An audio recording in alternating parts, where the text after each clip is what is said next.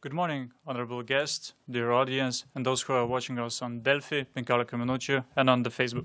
My name is Adam Roževič, and it is great pleasure and privilege to commemorate the 30 years of re-establishment of diplomatic relations between Lithuania and German Federation. And without any further ado, I would like to introduce you to our first speaker, the director of the Eastern Europe Studies Center, Linas Kojala. Linas, please.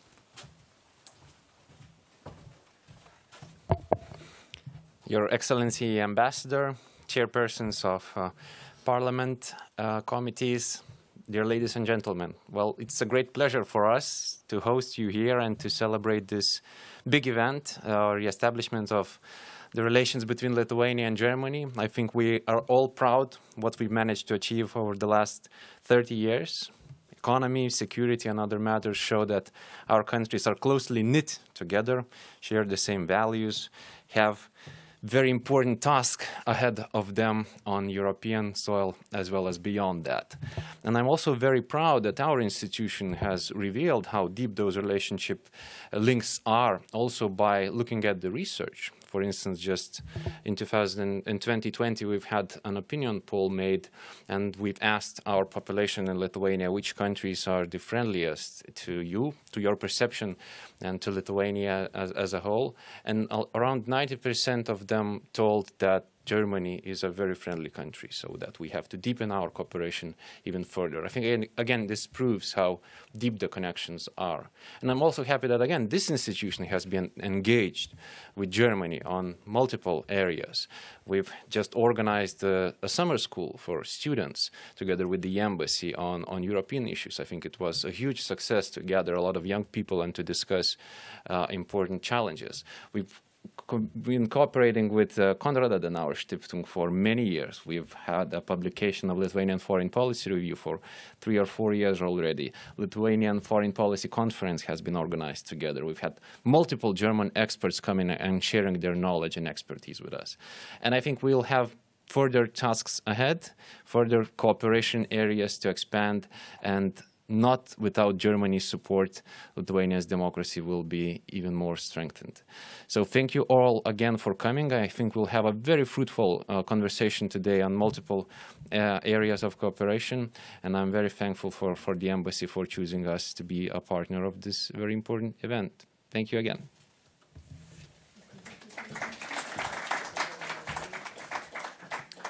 Thank you, dear Linas. And now we'd like to present you a trailer of a new documentary, 30 Years of German-Lithuanian Relations. The director is Dominykas Kubilius, and now we'll have a few moments just to watch the trailer.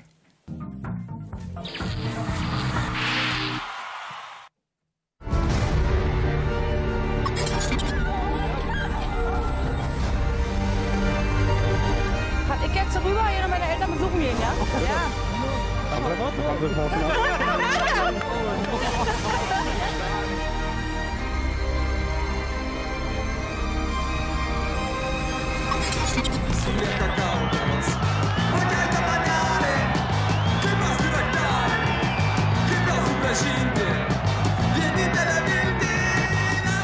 Matote, tai dabartinė muzika atkeliauja, tai mes čia groja, o ir kartu važiuoja sąjūdis su juo.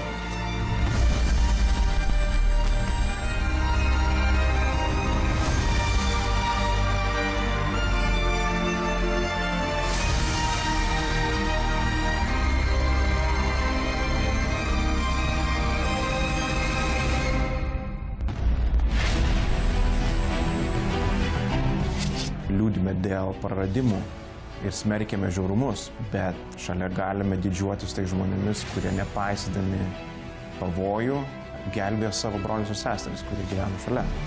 I wouldn't have been alive without a major player.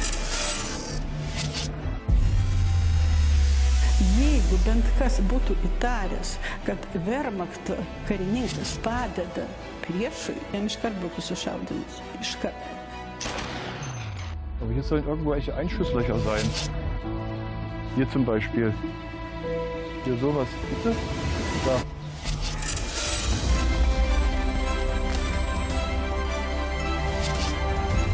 Aš dar dar vis laikau jo meilės laiškus dėžutėj. Aš puikiai žinau, kad jisai tą laisvę irgi brangina, nes jisai irgi užaugęs toje rytų Vokietijoje, kur jisai žino. Die Ostsee ist mein Homeland. Ir niekas galėjo įsivaizduoti, kad padalins miestą į dviejų pusės.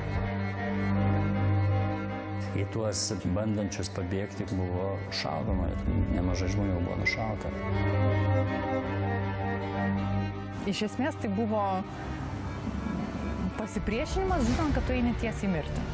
Die Körper, die Leiche einfach so in öffentliche Plätze gelassen und komm, du könntest nicht die Leute beerdigen. Was hier geschehen ist, also das haben wir alles so nicht gewusst.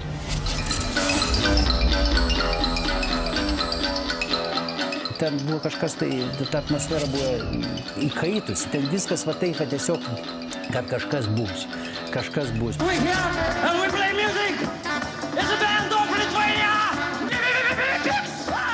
Man fuhr wie aus einem Farbfilm in einen Schwarz-Weiß-Film. Ich bin ein Berliner. Mr. Gorbachev, tear down this wall. Ar mes jaučiame, kad Lietuva tai jėga?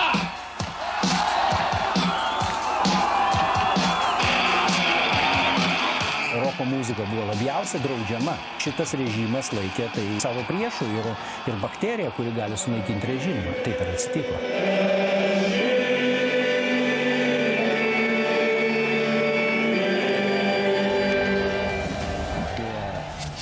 Politische Reflex, der Impuls, die Reaktion auf Ereignisse ist fast immer parallel zwischen Deutschland und Litauen.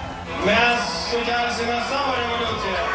ist eine halbe Revolution, was von gestern bis heute möglich war. Das ist Wahnsinn. Das ist Wahnsinn. Jeigu jūs dabar įeisit per šitas duris, matysit Vokietijos kariuomenės vado dovanotą man šitą paveikslą, tai Brandenburgo vartus.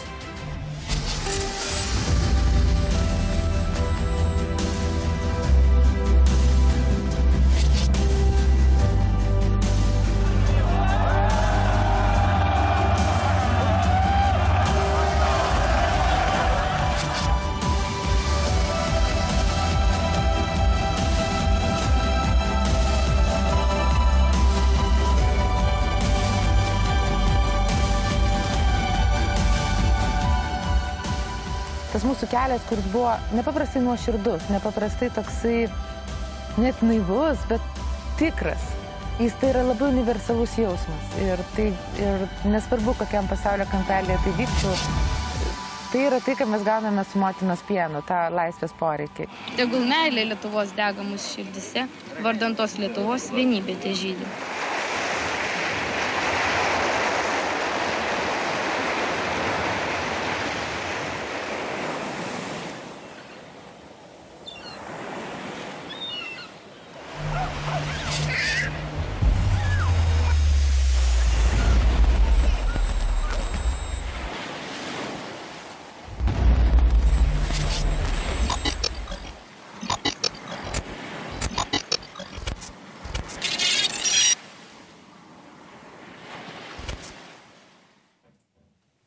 Thank you very much for your attention, and I would like to invite our dear friend Elisabeth Bauer from Konrad Adenauer Stiftung to have a few words. Elisabeth, the floor is yours.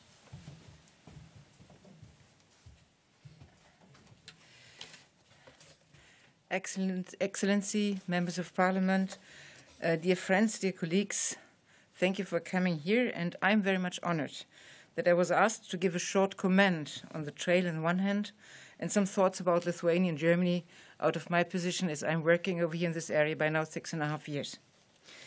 The trail shows very clearly that we have some things in common, but yet out of different experiences. What is important, it shows the wide range of issues, some of them where we have similarities, others where we can find differences.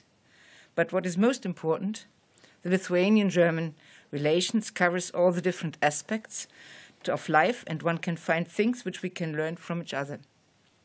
I won't go back too much back in history, even when we share the good although we share the good and the bad in the history.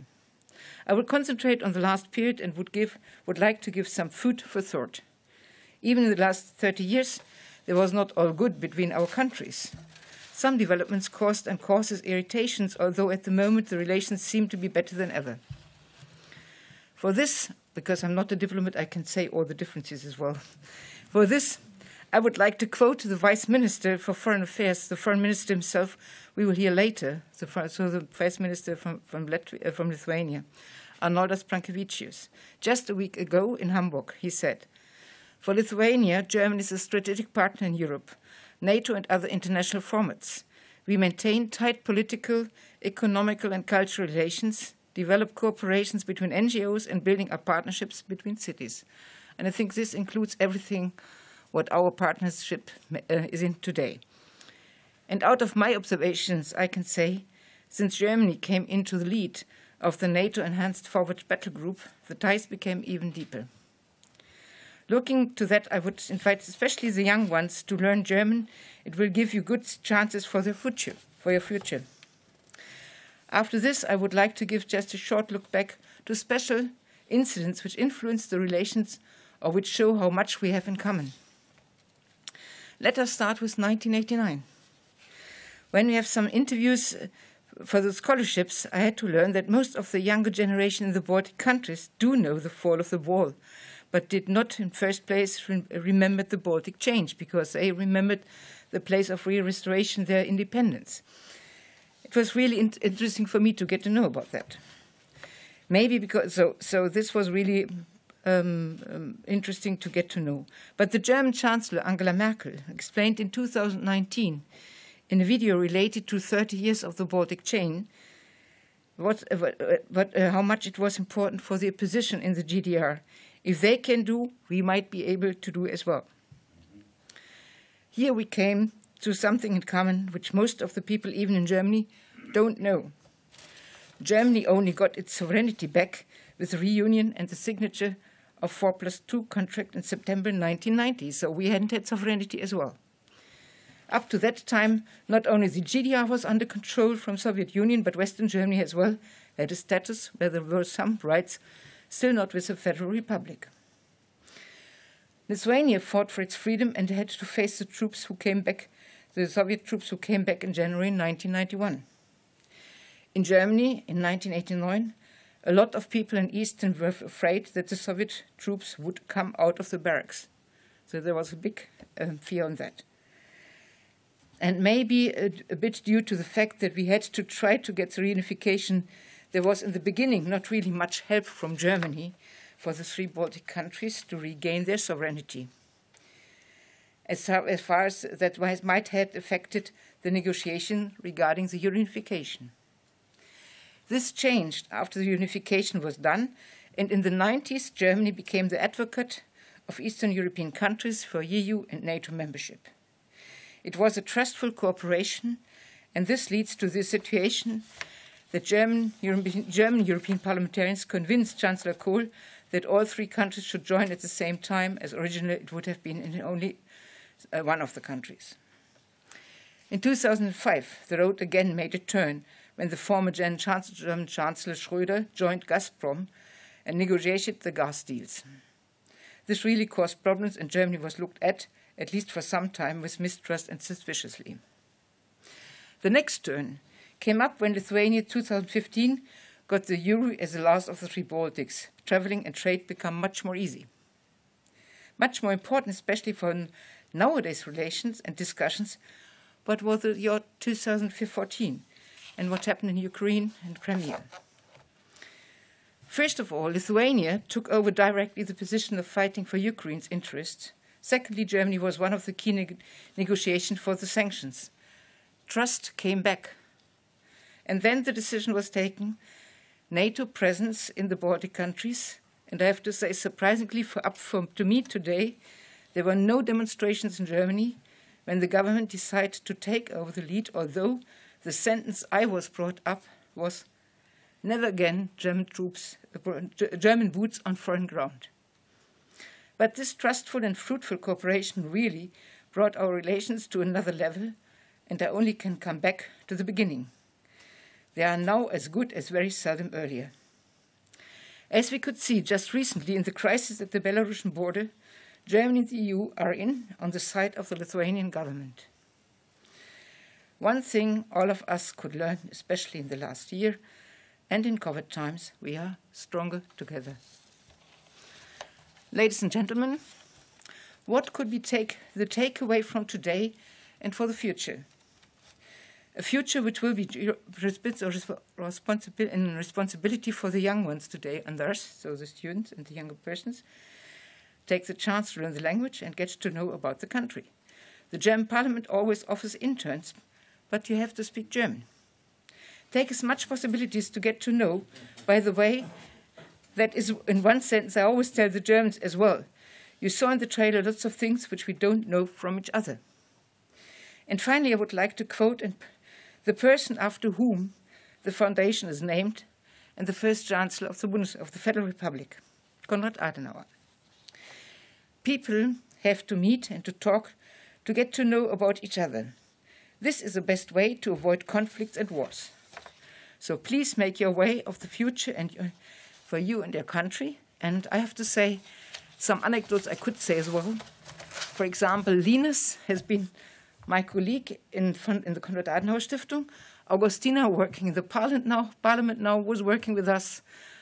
The first person beside Andrus Kubilius I had to do was Radwille, when I was working in St. Petersburg. So it's a lot of things which we have in common. We met. And one story I would like to give. When I arrived in 2015, Andrus Kubilius came up to me and said, because we met, I have to say we met before when I was working in St. Petersburg. And he said, oh, we haven't to tell you about Russia, you know it. And this is what I say, you have to meet to get to know. Thank you.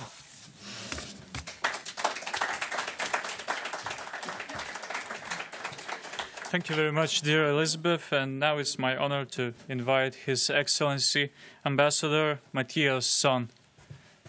Ambassador, the floor is yours.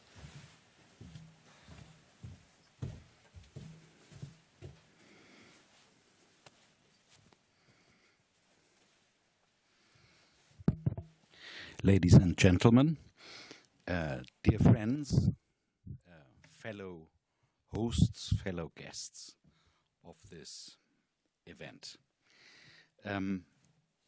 I always say you can most of the time learn something from Germany, and one thing you can learn today from Germany is it is not a good thing when the co-host is late. I apologize. We saw the trailer. We heard Elisabeth Bauer's excellent summary. What remains to be said that is not already included in those remarks? My takeaway is perhaps there is an enormous amount of commonality. These 30 years started with an annus mirabilis. It started really in 1989, not in 1991. And it continued to be, I believe, for Lithuania and for Germany, a time, 3 decades of success, more strikingly so for Lithuania than for Germany, but nonetheless. And I would almost say that does not make it easier to make this review of those 30 years more interesting. What is more boring than looking back at 30 years of success? So, and that is my takeaway. I think over the past year and over the past few weeks, we have all seen stark reminders to us all not to take this success for granted. We have seen that well thought out policies, Western policies, I don't mean Lithuania and Germany specifically, I mean Lithuania and Germany as part of Europe, as part of the transatlantic community, and as part of the world community. We all together have seen stark reminders that we can take nothing for granted. And we will all together have to think hard about what we all need to do together in order to maintain our path of success that was so miraculously, as the trailer said, established in 1989. There are many aspects to this, and it's good that we have a large mix of people in this room who probably come, who certainly come from different generations, who come from politics, who come from academia, and who come from a general segment of the public with political interest. And I hope that we will have a very lively discussion afterwards. I think Adam is going to lead us through that, and I look forward to it. I believe we have to question some of our some things that we all got used to taking for granted. Premises under which our policies are set, were set, and still remain set. I will just mention one example. There has been a political debate about something that used to be called, I think, European strategic autonomy or something like that. I think we have to get beyond these terminological questions. The practical question after Afghanistan must be, what is the minimum we Europeans must be able to do by ourselves as Europeans?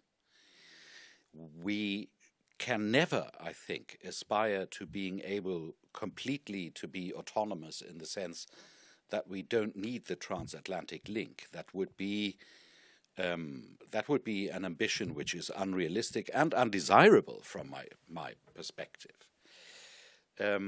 But we do have to think harder, and this has not started today. This has started 2014, after what happened 2014, and when, for example, Chancellor Merkel said at the Munich Security Conference that we Europeans must define more clearly what we can achieve in a strategic sense by ourselves.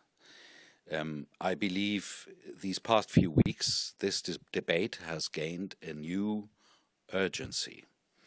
And on this not terribly happy note, I hope that I have not spoiled the party, because there is much to celebrate between Lithuania and Germany. And I believe diplomatic relations, which are something rather formal, are perhaps not the most important part of what we have to celebrate. What we have to celebrate is freedom, democracy, the rule of law. And what we Germans can celebrate together with you here is that Lithuania has managed over those 30 years to get exactly to the spot where it wanted to be, at the heart of Europe. Despite its geographic peripheral location, Lithuania has got exactly where it needs to be and where we, Germany, want it to be, at the heart of Europe, together with us. And you, in turn, can rely on Germany being a European anchor of the transatlantic relationship. Germany and Lithuania are both equally convinced that this is a core of our common identity, our common security, our common interest. And Germany, that much I can say, regardless of the outcome of this month's federal election in Germany, this role of Germany as a transatlantic anchor in Europe, for all of us, for Lithuania as well, will remain. That should be it from me, I believe. We are waiting for Gabrielius. He is, I think, the next of our scheduled speakers. And if you would allow me, I would step out with Linas and say hello to him and bring him in. Is that all right? Thank you.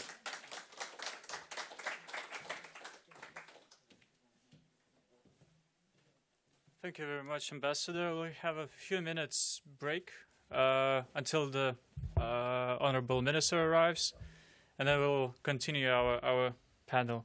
Thank you.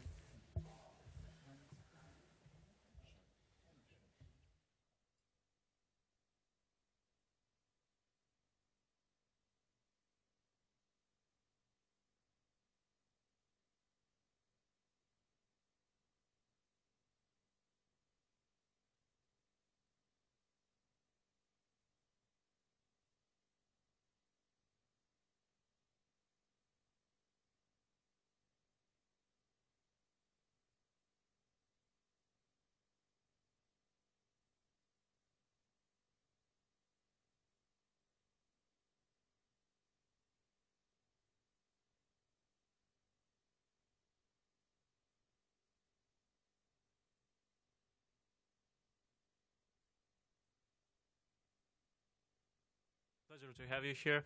Floor is yours.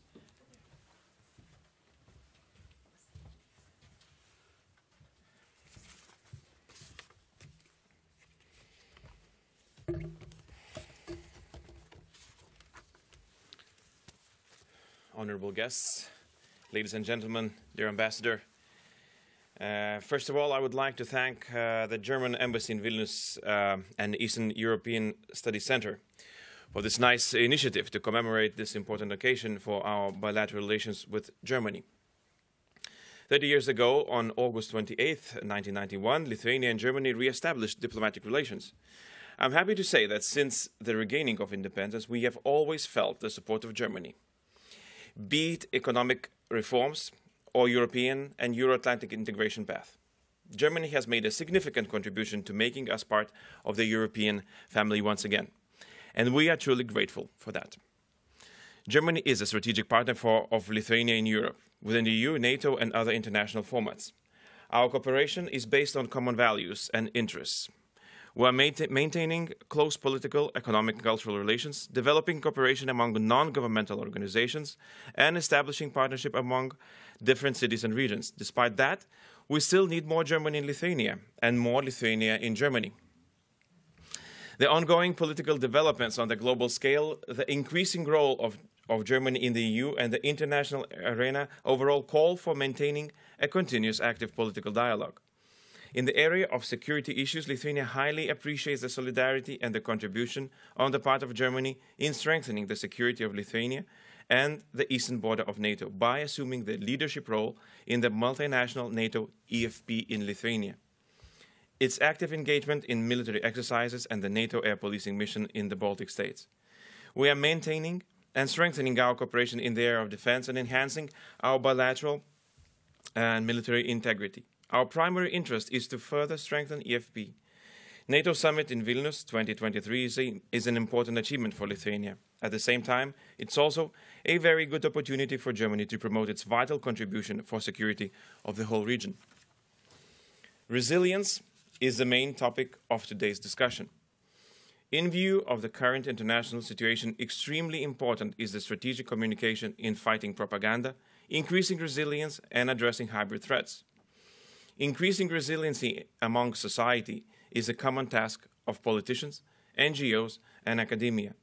I am proud to say that we have several examples when non-governmental institutions successfully working in the field of debunking disinformation. It is clear that Europe is more resilient when more united. I also see further opportunities to increase our bilateral cooperation in this field. The quality of the relations between the states is perfectly evidenced by the successful economic cooperation between the countries. Germany remains one of the Lithuanians' principal trading partners and is a major investor in the country.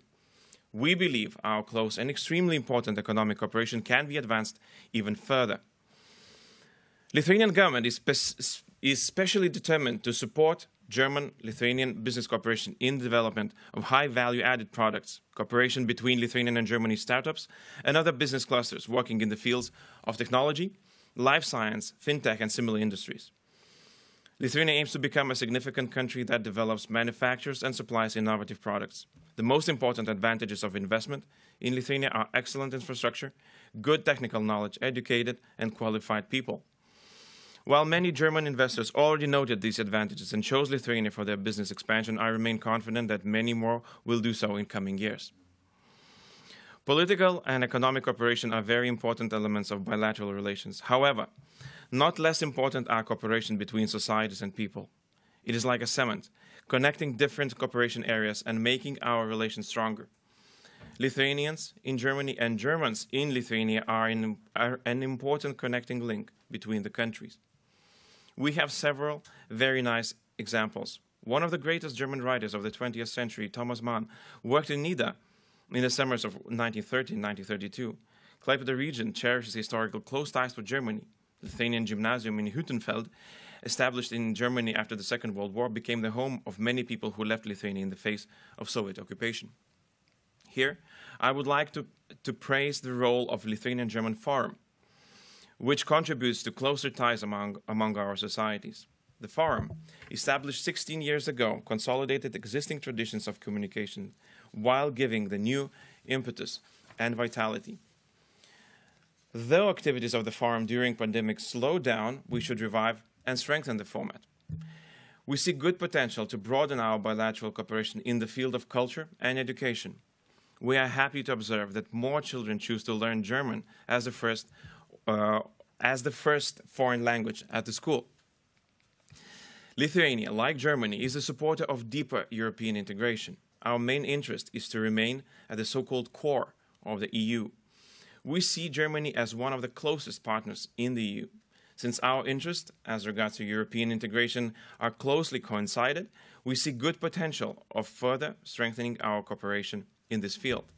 More integrated Europe is a stronger Europe. We believe that unity and solidarity should be the keywords when we speak about the European Union. History shows that we are so much stronger when we are united. When Europe speaks with one voice, there is less room for the third countries to use divide and conquer or divide and rule policy against us. With the change of the US administration and its return to global arena, we should use this momentum and strengthen transatlantic bonds that were formed after the Second World War. EU is a union of values.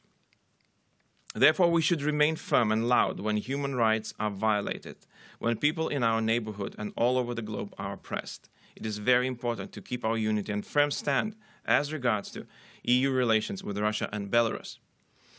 Annexation of foreign territories, conducting hybrid and cyber attacks, spreading disinformation and lies, falsification of history cannot be tolerated. States responsible for that should bear the consequences. EU's ability to agree on sanctions against Russia and Belarus is a big achievement.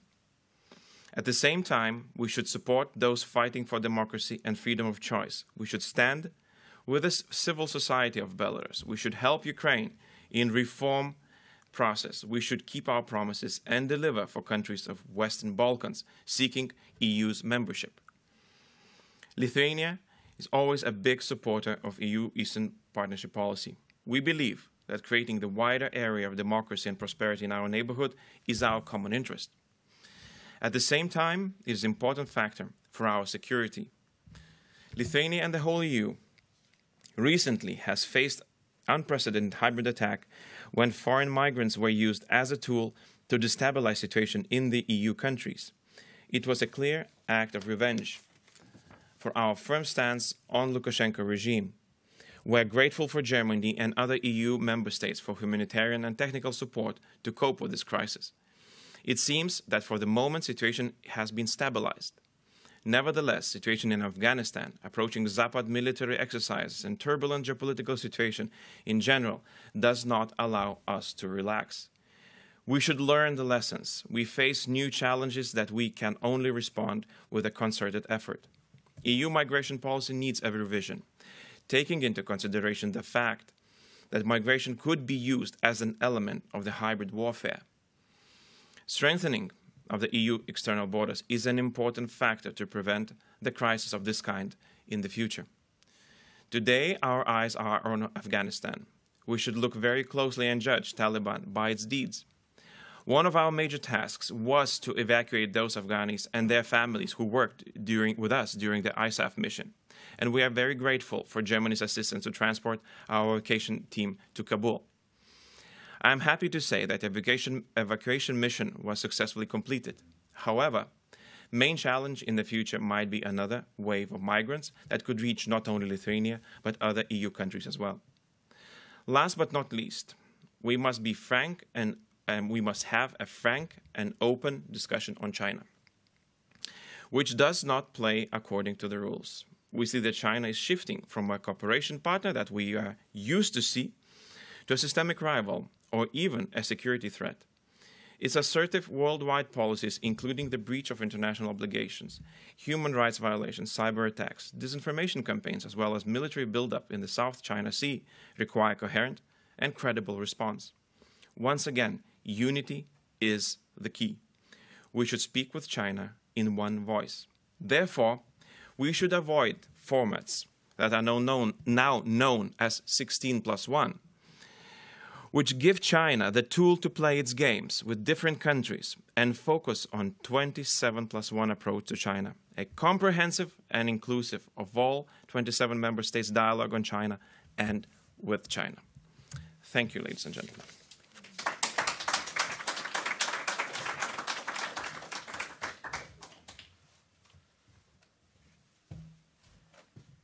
Thank you, dear Minister. Right now, I'd like to invite dear Radvilė Morkūnaitė Mikulėnienė to have a few words about Lithuanian and German partnership.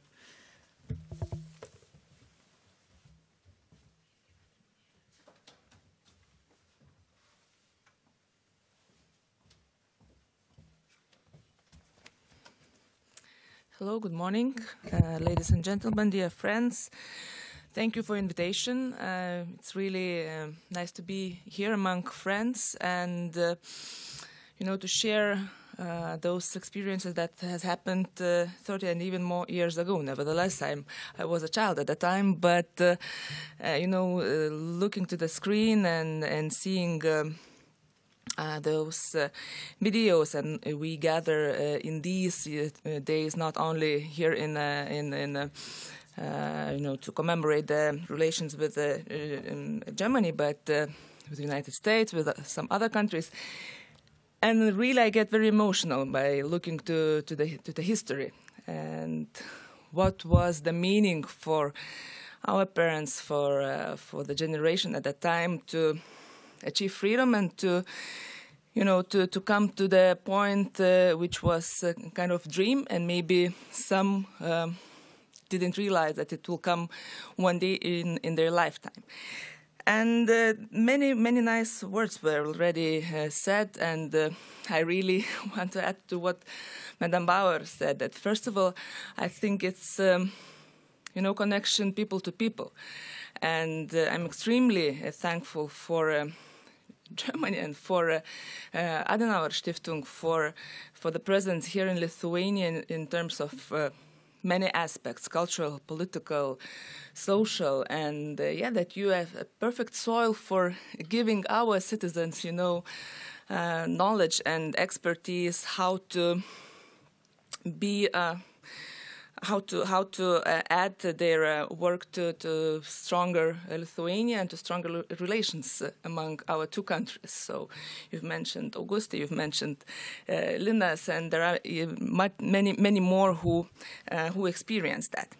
But I think that what is of the most important thing, and I was thinking a lot of spheres, I would say that your help in current crisis and what we face with the migration and with Belarus, and your help in the mission to Afghanistan to rescue our friends there, and that you are the country that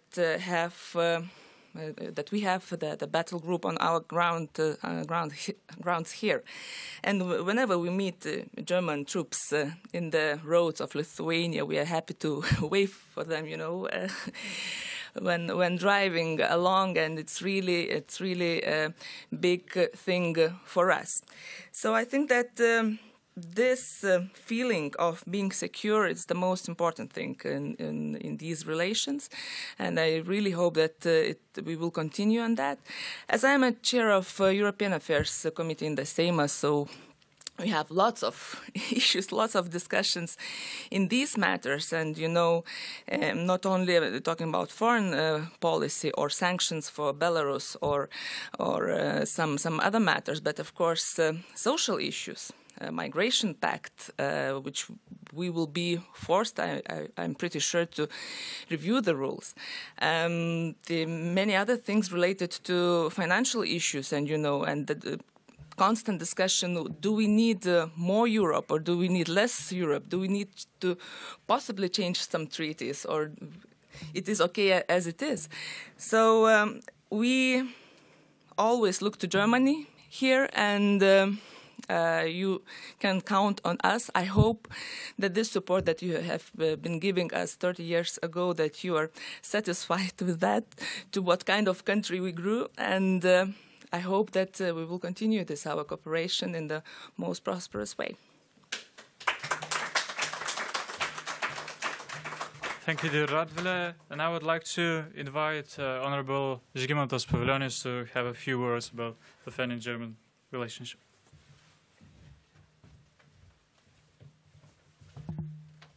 Thank you so much. Well, it will be difficult to say something more than Gabrielius or Radvile or Ambassador told about our relations, but maybe a few personal remarks. Together with the president of Lithuanian and German Forum, we established this organization 16 years ago. That was maybe 1 year after our membership in EU, because we felt that we want this relations to be strategic one. And we felt that to make it strategic, it shouldn't be only bureaucratic or governmental. It should be, first of all, non-governmental. It should be societies, it should be business community, it should be people to people. And it was not so evident then in 2005. And we achieved really a lot, and a lot was already mentioned. In economy, we are big right now, and AHK made really a lot in this area. In military, security aspects are also great. Politically, I could also confess I'm one of the products of Konrad Adenauer Stiftung as well. From '92, actually, CAS invested into me. So a lot of things that we did and achieved together. But I'm not a diplomat anymore. I'm kind of politician already. So let me say personally what else we can do to make this link even stronger. I will start with the language. I'm learning German language, I think, for 10 years in different locations and different capitals. But I think, honestly, we could do more to learn it in our schools from Lithuanian side, but maybe also German government should do a bit more to promote the language through its embassies or Goethe institutes, as French and our British friends are doing. It is important for our military, it's important for our businessmen, it's important for people-to-people contacts, because this is the basics from which we start. And we should do more on language. Think tank community, academic community. Honestly, we don't have a center of excellence on German relations in Lithuania. Name me one expert that knows Germany 24 hours 7. You know, you can call him and he can tell you names, what's happening in elections. We don't have it. Nor in Vilnius University, nor in any other university. Well, I see military academies trying to do something in this area, but you know, I'm challenging the academic institutions. Why don't you, as one of friends recently told me, why don't you notice giant or you know, in the room? This is our neighbor, and it is so important, and we don't know so much about that. But it's not only kind of little stone to Lithuanian academic society. It's also, what about German think tanks in Lithuania? You know, I was working a lot in Washington trying to push Americans to Vilnius, like Freedom House and other wonderful, great programs. What about DGP or other think tanks? You know, you have wonderful, great think tanks who are very close to us. But we need the flag in Vilnius. Vilnius is a center of freedom and democracy right now. We shape the world together with you, but brains should work together. So from both sides it should be done. Then economic relations. We did a lot. But what about our own government strategy? Germany is huge. You know, money is lying not only in Berlin, of course. It's lying in all those landers, you know. When we had embassy in Bonn, we've been working a bit. But now, you know, our embassy is too small even to cover Berlin, honestly. And this is Germany. This is like, you know, still rediscovering America, that we actually still do in America, but we still have to do it in Germany. I think, of course, this is just an idea. It will be the decision of foreign ministry, but I think it's time to think about consulate general or even, you know, in multiple, that will do economy only, like our consulates in America. You know, we have one embassy and few consulates who do economy, culture, and the rest. And we have to do it in the south of Germany. Then what about green energy? And I mean not only green energy in a kind of narrow sense. It's not about even economy. It's about green links that we have. You know, the Heinrich Böll Foundation is covering us from Warsaw. Honestly, it's strange. You know, it should be in the Baltics, and I think the best place would be Vilnius, honestly, because for different reasons, we are fighting for human rights and democracy. We have Astravets here. Well, and we really try to do it green. We try to, you know, fight with nuclear. And we are the pioneers in this area. I think after elections we have to work hard with green foundations to come here and to work so well like Konrad Adenauer Stiftung is doing, or some other think tanks like Liberale Moderne, led by Ralf Fuchs, one of the organizations kicked out from Moscow.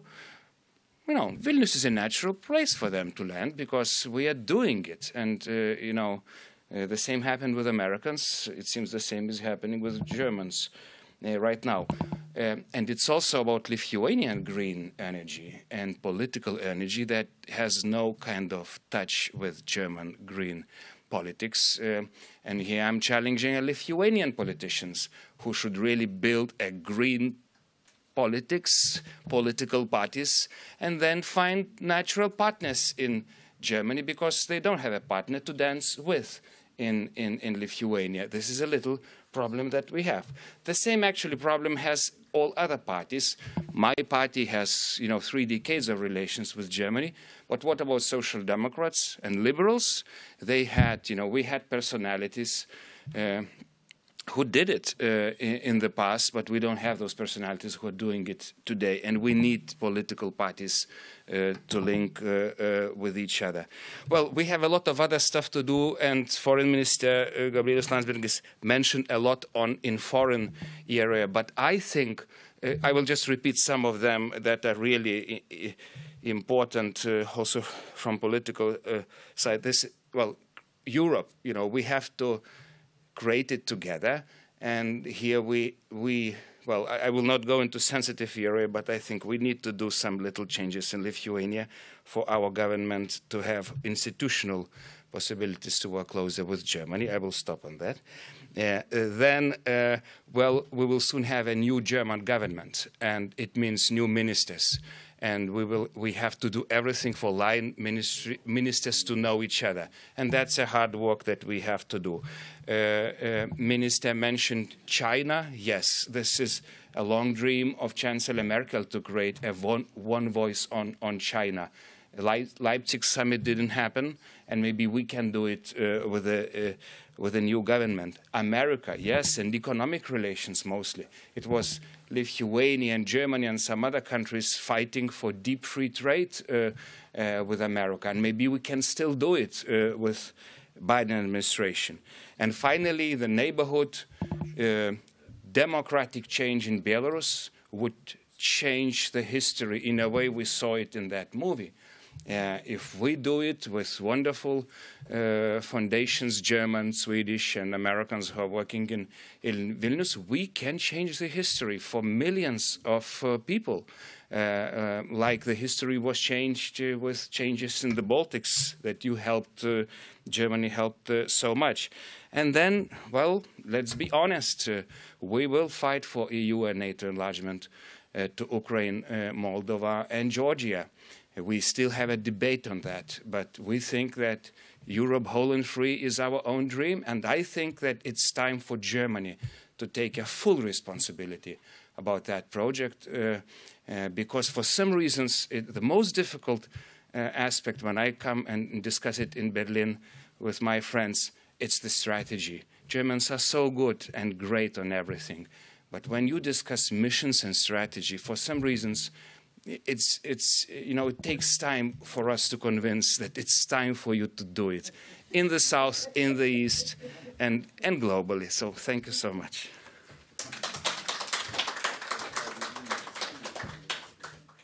Thank you, dear Žygimantas, and now time has come for our discussion. So it is my honor to invite Aurimas Švedas, Dr. Aurimas Švedas, who will represent us a more of a historical perspective about Lithuanian and German relations. Short, thank you, Minister. Short technical disclaimer: the discussion will be about 1 hour. There'll be 15 minutes of presentation, and there'll be 45 minutes of Q&A. So we strongly encourage for any questions. Just raise your hand and you'll get your chance to ask a question. So, Aurimai.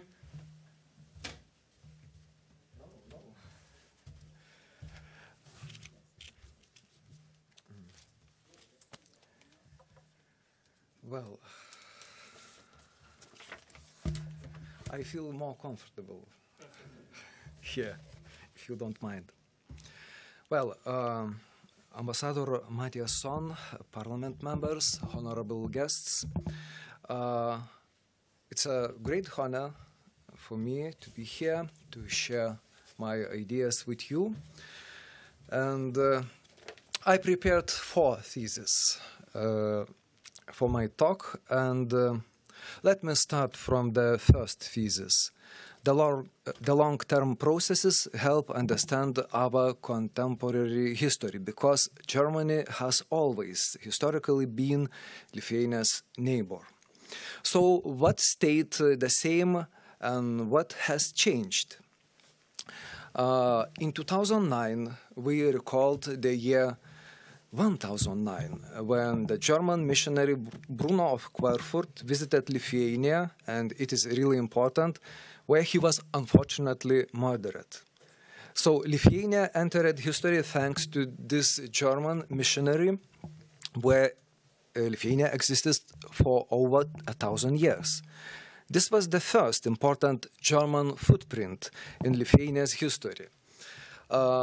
We can find many such footprints in the early history of Lithuania, going right up to its extinction in the late 18th century.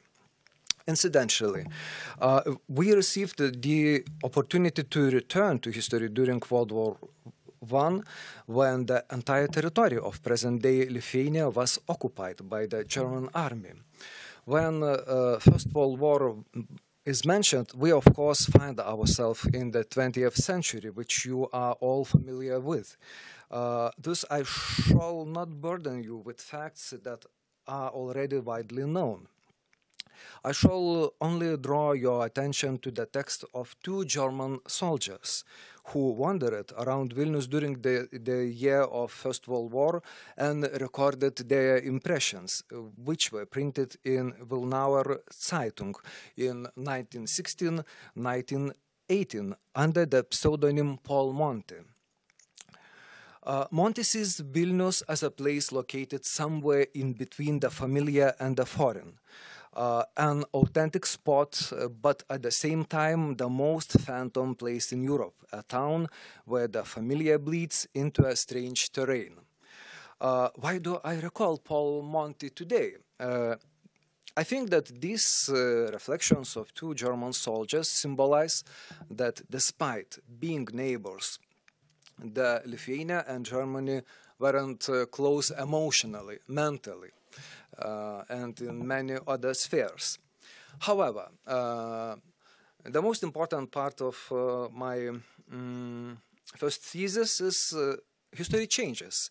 That is why today I would consider as deeply symbolic that a century after the release of Paul Monti's article, in 2017, the German historian and public intellectual Klaus Legevi has written a text titled The Struggle for European Memory from a New Vilnius Perspective.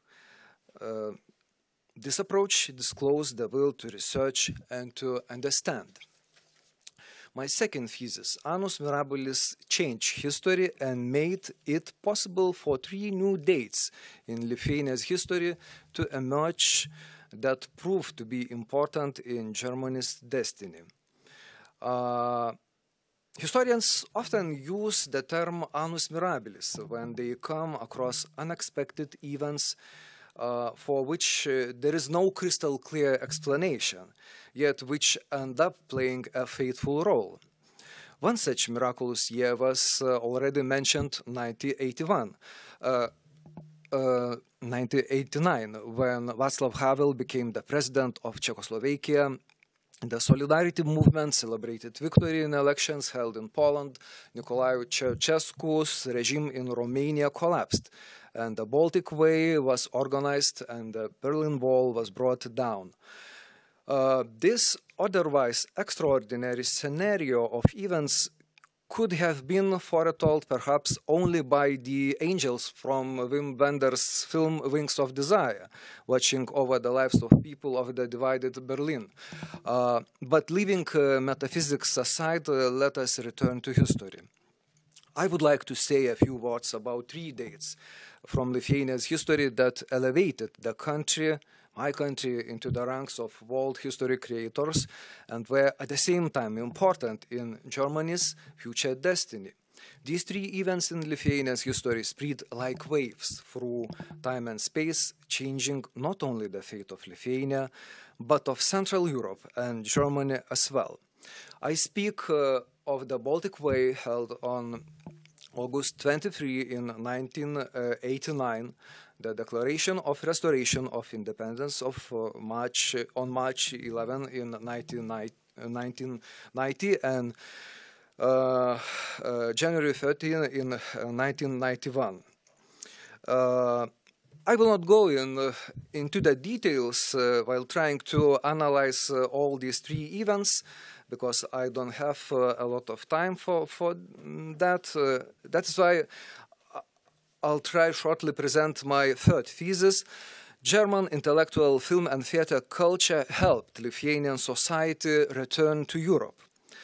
During the first decade of its independence, Lithuanian society was in transition from its Soviet to a post-Soviet state of being, trying to locate itself in its own past and in the present, while also searching for its own place in Europe's political, intellectual, and cultural life.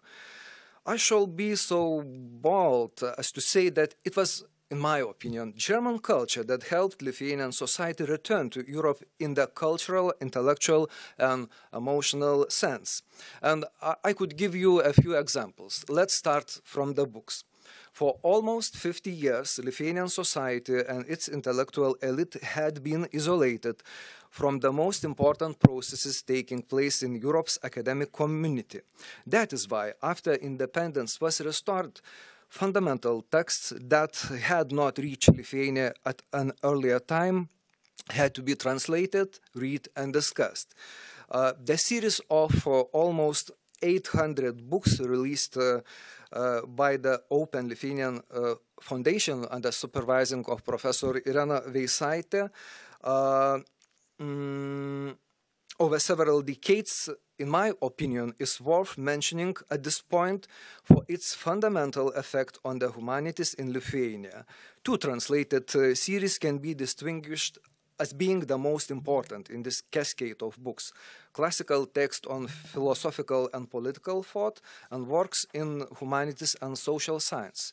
I will not be wrong in saying that the essential part of this series was made up of text by German writers, philosophers, historians, and sociologists. I just did some short research trying to count names of writers, philosophers, historians. So we should talk about three: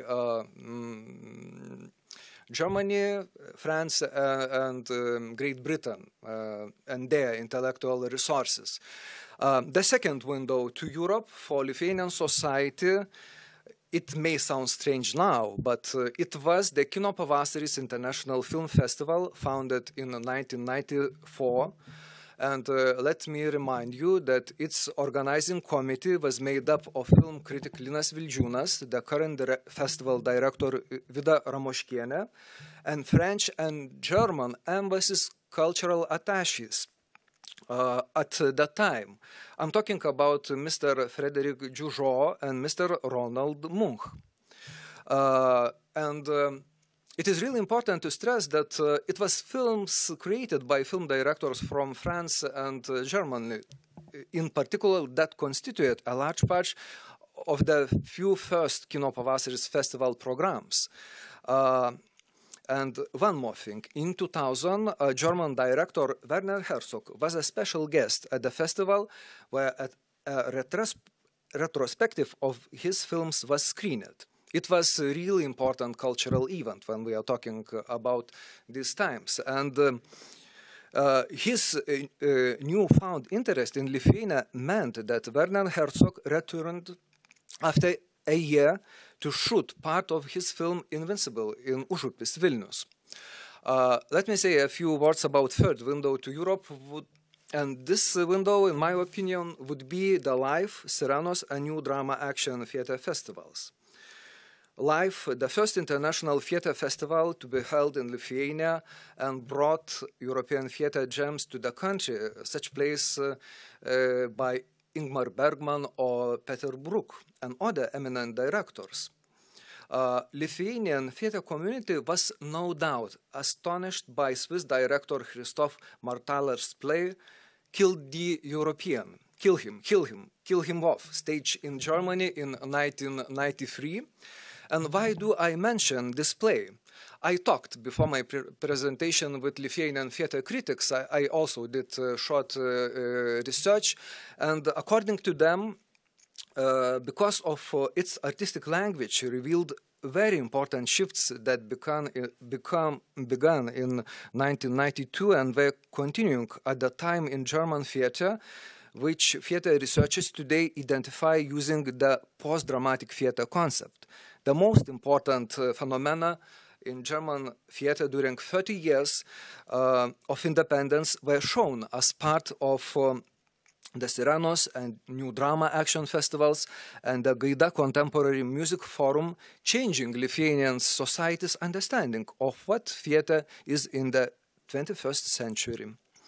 And the final accent I would like to mention when speaking about the significance of German intellectual film and theatre culture for us is a unique cultural phenomenon born in Lithuania. If I would have to describe the two Lithuanian locations which bear the most fundamental association with European culture, they would have to be Vilnius City and Vilnius University, of course, and another place, Nida, with the house of German writer Thomas Mann. The Thomas Mann Cultural Center was established in 1995. Its founders not only sought to analyze the creative legacy of writer Thomas Mann and his family, but to also spread humanistic ideas in Lithuania and through the whole Baltic region.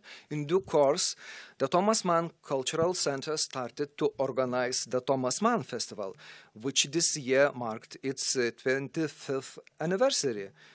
And one of the most important missions of this festival, in my view, is to serve as a constant reminder that Lithuania is in Europe, and likewise the Europe is in Lithuania. And this is a crucial and deep bond. And I shall close my fragmented review of the influence of German culture on Lithuanian society with a statement that is likely to come as a surprise. The Lithuanian cultural community, answering the question regarding the timing of the fundamental shift when we feel like fully fledged members of the European community and co-creators of Lithuanian culture, would not necessarily be 2004, when Lithuania became a EU member, but 2002. This was the year when Lithuania was chosen to be a guest of honor at the most important event of its kind in Europe, the Frankfurt Book Fair. And my last, the fourth thesis, being EU members, Lithuania and Germany share their sovereignty. As I already mentioned, during its first decade of independence, Lithuanian society and the political elite searched for ways to return to Europe, their real home. By the second decade, post-2004, Lithuanian politicians, public intellectuals search for how to represent so-called New Europe and how to create Lithuanians' political identity in Europe. But none of these things would have been possible if it wasn't for the European Union of the 20th century, notably its cohesion and well-being. And this is to a large extent the merit of two exceptional figures, Chancellor Helmut Kohl and Chancellor Angela Merkel. This last German Chancellor and the significance of her policies of the European Union will certainly be discussed for a long time to come, with books being written on this topic, not just in Germany, but in Lithuania as well. It is really important symbolically in other meanings also that Merkel's tenure basically coincided with all 17 years of Lithuanian membership in the European Union. So we should think about that as an important constante. What can be said about the importance of the Merkel factor in the development of the Lithuanian society? We don't have yet subtle, sophisticated analysis so to a certain extent. I only would like to share a few ideas. Don't be mad if I be wrong. So, first of all, there was 2007 when Lithuania joined the Schengen zone, then 2015 when Lithuania joined the Eurozone, and 2017 when Germany decided to command the international NATO battalion in Lithuania. Now the time has come for the final conclusion of this presentation. Today I have already stated that Germany has always historically been Lithuania's neighbor, but these emotional, intellectual and other links weren't really strong. And now it is an ally. And this is a fundamental shift from neighbor, which is not emotionally close, to an ally, which we respect and we understand that we are doing something together. And one more crucial important thing. Being part of the EU, we share our sovereignty, the most precious thing each state has. And this is why a strong, secure, and flourishing Germany means a strong, secure, and flourishing Lithuania. Likewise, the processes taking place in Lithuania influence Germany. Of course, there is a degree of asymmetry in power, but that is natural. The responsibility and burden of the larger and stronger states is always greater. In the European community of today, 7 crisis flashpoints exist: immigration, terrorism, the rise of populism, the inability of the EU elite to offer a more appealing vision for the community's future, the challenges posed by so-called state spoilers, such as Russia and China, the trauma of Brexit, and, of course, COVID-19. These are serious and complicated challenges, yet we shall overcome them together. Thank you very much.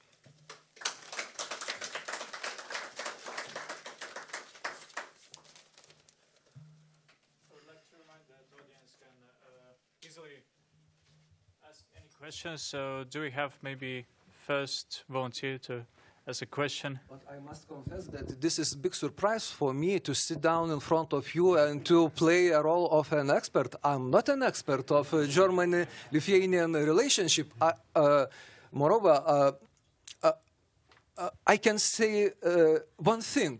When we are talking about history and geopolitics, Germany is like big but invisible elephant in the room, because we don't have solid studies or monographies which were written by Lithuanian political scientists or historians trying to rethink 30 years of our relationships. That is why probably I don't have much to say for you. Do we have a question? So maybe I'll start first, reflecting upon those 30 years of cooperation, last 30 years. History can teach us some about the tendencies, about the mistakes that we have made. So looking at those past 30 years, could you name some things that we can learn from, some mistakes that we can learn from, and what we can expect in the future, talking about Lithuanian and German cooperation?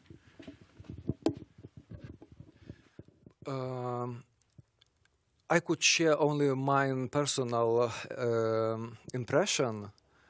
While I was preparing my thesis, I was surprised how deep is cultural integration between Lithuania and Germany, and probably the most important mistake, looking from nowadays experience, not to evaluate that we already have a big cultural and other capital, and probably we should talk not about mistakes, but about our achievements, because we have a lot of. Yes. Andrew. Yes, Andrew. Thank you. Well, it's on. First, I abuse this question hour to say thanks to everybody who has contributed this morning. It was very important for us. Second, I have a special thank you for our host institution, the Eastern European Studies Center. First of all, since I was here for the first time, I see an impressive remodeling. You have a very presentable space here now, which I am now hoping to abuse your hospitality more in the future. Third point, again on the EESC. I appreciate your hospitality here for another reason as well. I know that the EESC has sometimes been a little impatient with German foreign policy. Germany is very deliberative. It is a very consensus-oriented political system. That is why decisions often are slower than here in Lithuania. Our reactions are less immediate in many cases.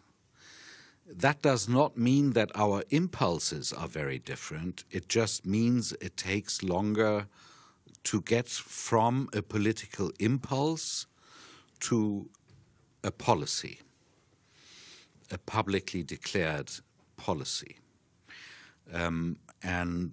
Because I know this, I want to say a special thank you to the EESC, with whom I personally share this trait.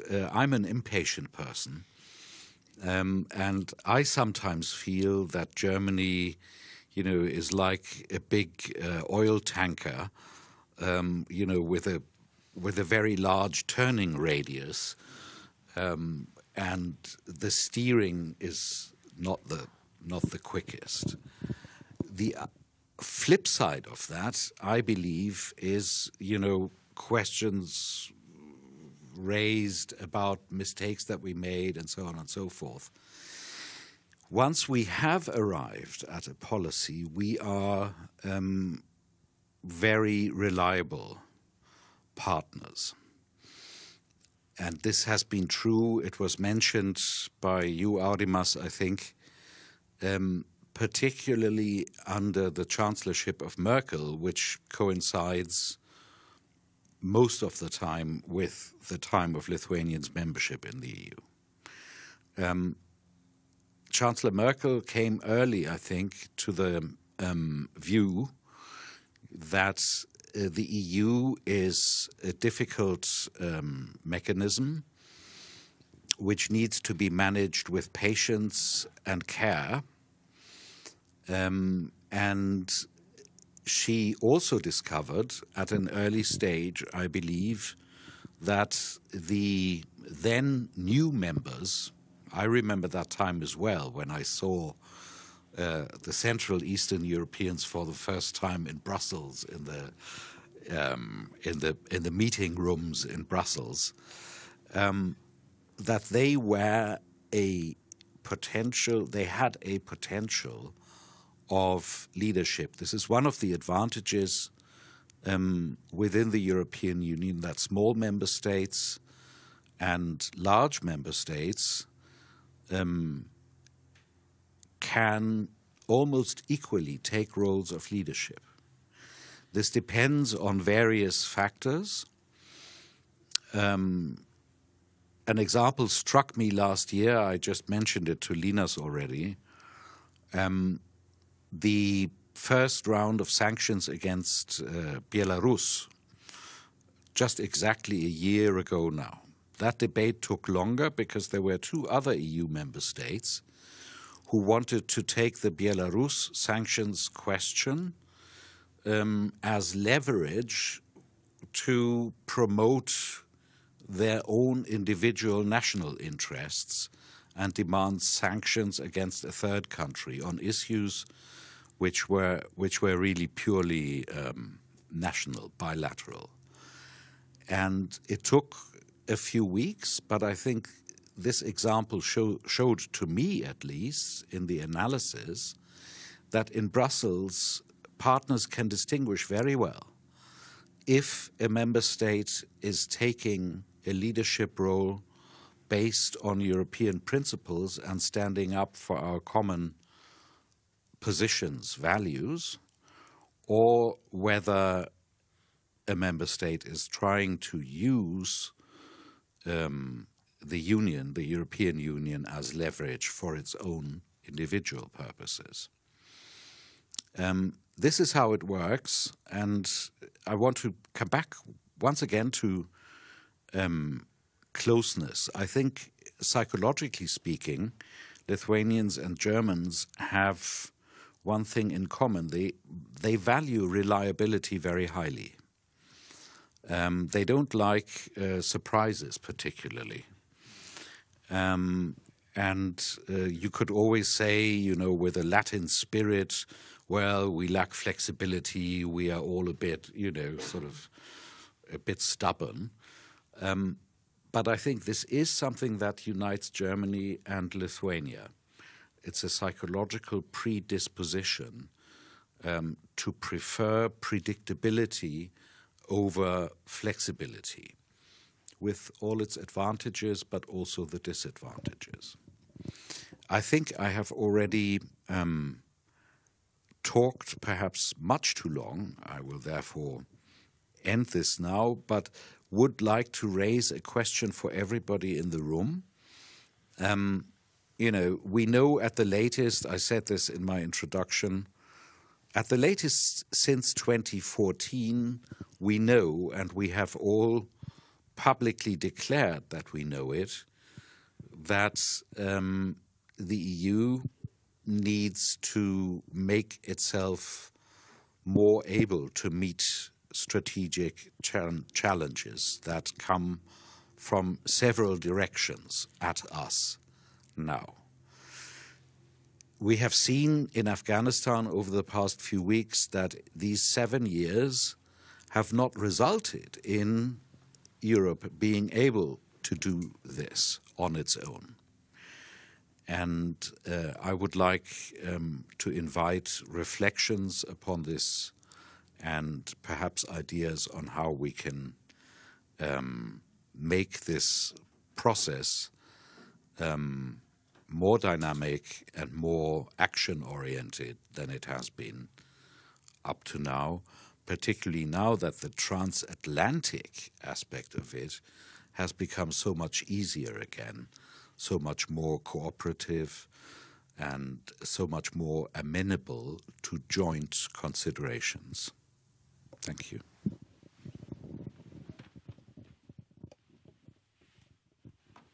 Would we have any more remarks from the audience or any questions? Yeah, just maybe a small remark. Ambassador, thank you very much for your kind words. And I think, yes, we are working on a very big project together now, the European project. And it's very important to emphasize how important Germany was in our path to the European Union. And I've been working on a book a couple of years ago on Lithuania and Europe, and we obviously touched upon the phase of integration. Basically, since we've restored our independence in 1990, the goal was clear. We have to come back to Europe. We have never left Europe, actually. We were just divided in two halves, and we're eager to be among the family of democracies.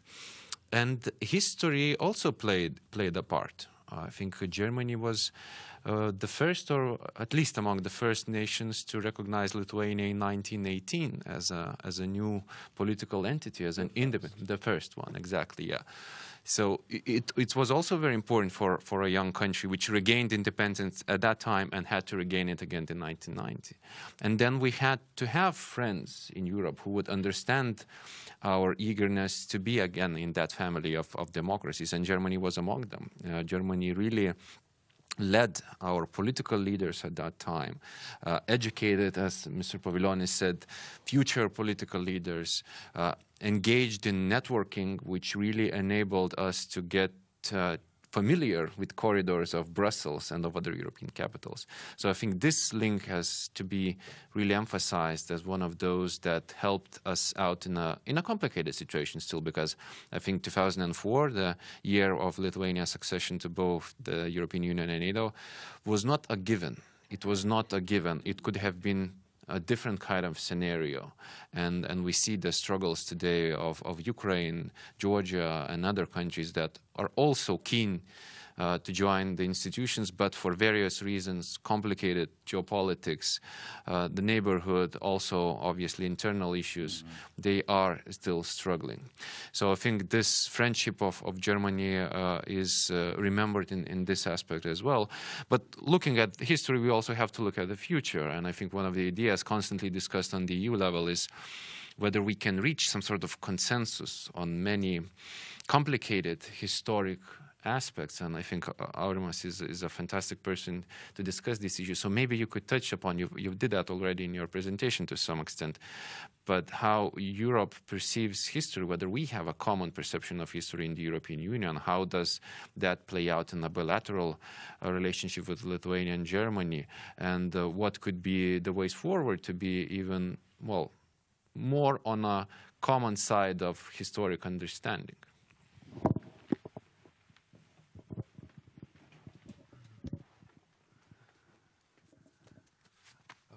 Linas, thank you very much for a really interesting and extremely difficult question. Of course, there are a lot of discussions among not only politicians, but also public intellectuals and historians.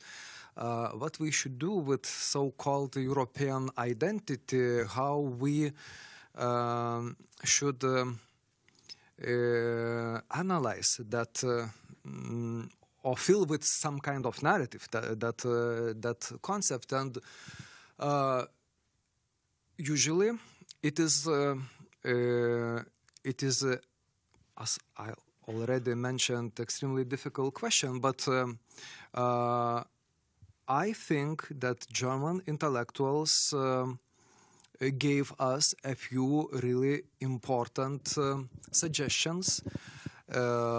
I have already mentioned Professor Klaus Legevi, and now I would like to remind for the audience this professor's concept about 7 circles of European memory, and that theory probably the most important when we are talking about integration societies from Portugal to Lithuania, from I don't know, Norway to Estonia, and this professor suggested, in my opinion, probably the most important concept, how to create a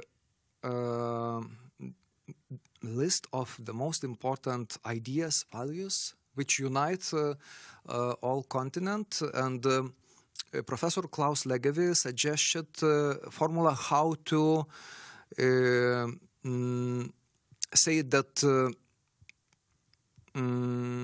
Western Europe understand Eastern Europe's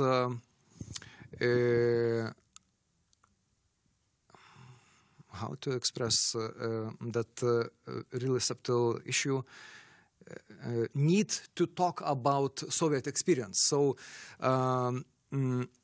one, according to Klaus Legevi point of view, the most important circles of memory is Holocaust. Another important circle of memory, Gulag.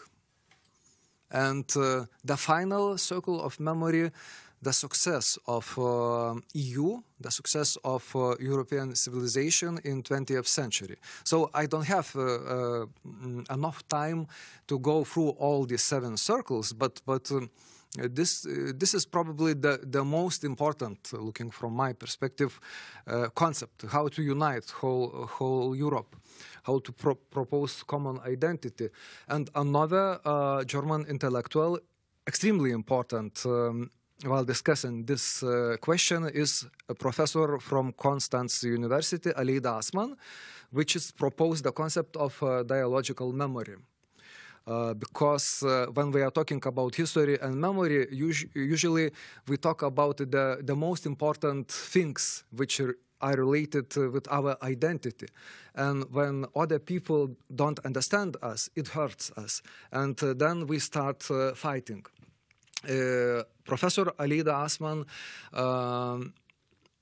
probably the best expert on these issues, and she suggested that sometimes different communities of memory have an opportunity to avoid memory wars, but we should know the rules of dialogue between different memory communities. So Klaus Legevi and Alida Asman proposed really important things. Yes, I see that we have a question. Coming back just directly to that point, where would you see the role of Lithuania in this conception of a common European remembrance or memory? And thank you for the presentation besides.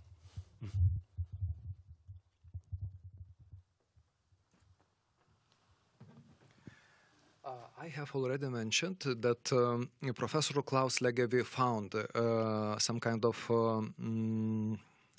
formula how to present, how to create narrative which unite Holocaust and Soviet and Gulag. And probably the most important thing, looking from Lithuanian perspective,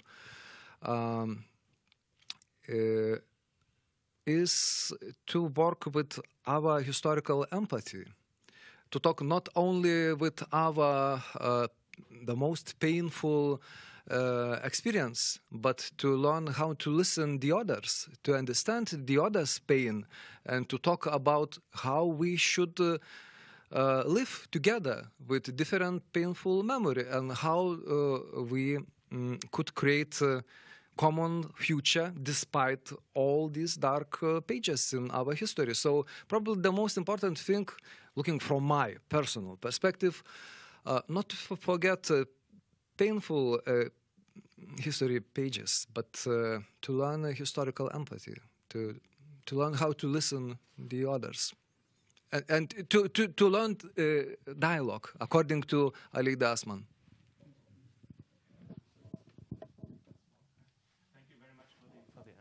You were so kind also to mention Monty, and in general the German reception of Vilnius at least has been always also a kind of gate to the east.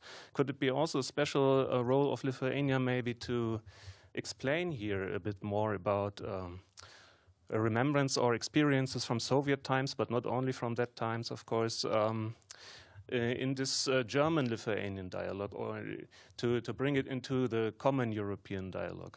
That's maybe was the background of my question. And in general, thank you very much for emphasizing the role of culture so much and of science.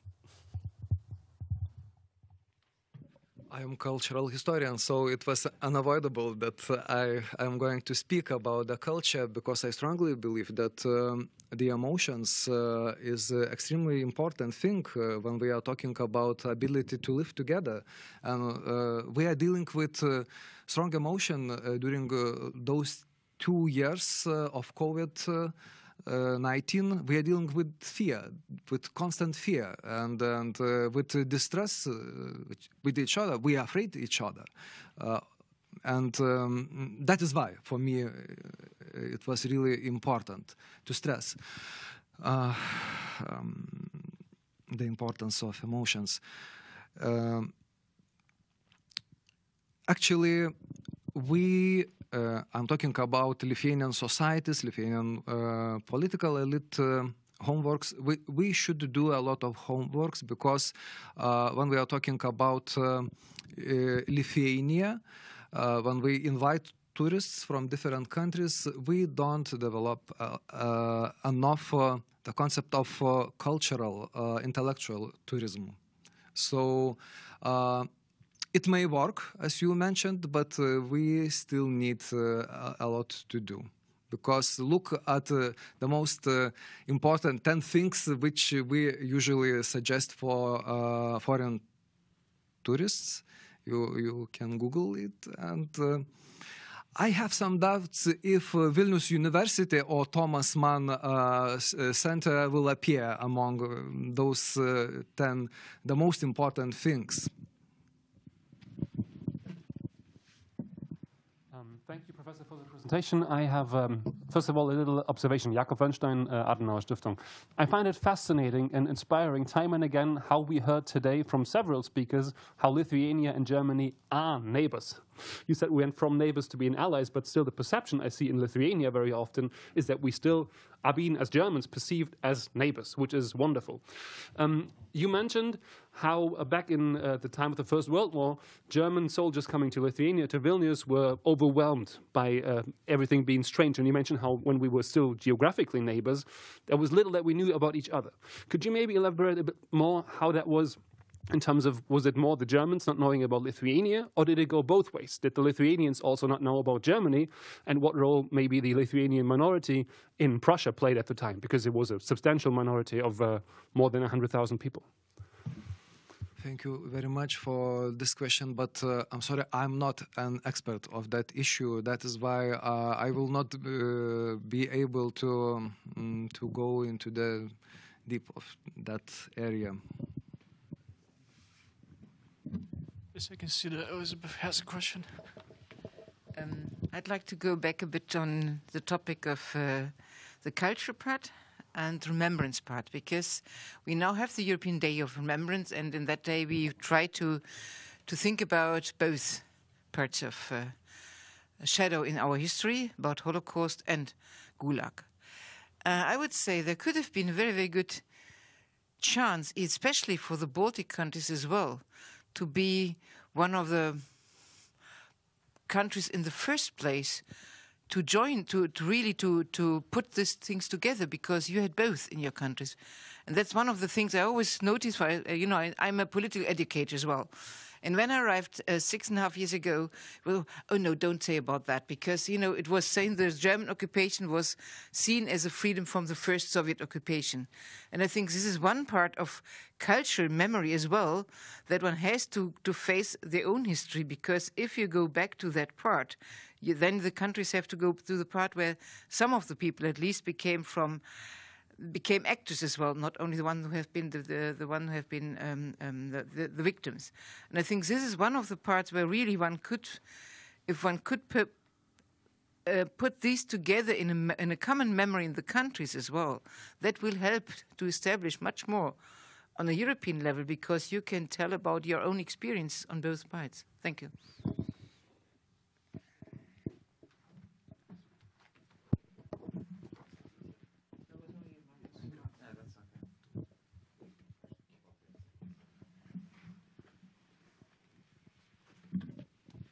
Thank you for your remark. I completely agree with you. Yeah, just would like to use that opportunity to challenge again the academic society. It's nice to have events like this after 30 years of relations. But what about this question that I think 2 or 3 people mentioned in that room? We have, elephant in the room, but we actually don't know him. And we are asking Germans to understand us, to follow us, to build strategies in a way we see it, but we don't know them. So which institution, academic institution or think tank, starting from Eastern Europe Studies Center, Vilnius University, anyone can really build that German expertise in Lithuania? And for example, in 1 year to celebrate it finally, that we would have a person to whom I or anyone could call in the middle of the night and ask, what's happening in Germany now? What shall we predict? Who will be the next chancellor or foreign minister? I don't know. Yeah, but I would love to have that person in Lithuania. That would save a lot of money and efforts and so on. So who is taking that challenge? Linas Kojala, can I challenge you? Was it a challenge? Yeah, for me. Well, yeah, I fully agree. We have to develop our expertise, and not only of Germany, but of many other topics. And I think that's the mantle that we will take in the future, working obviously together with all of the partners that we already have, with Konrad Adenauer Stiftung, with SVP and other think tanks in Germany. Many areas to develop still.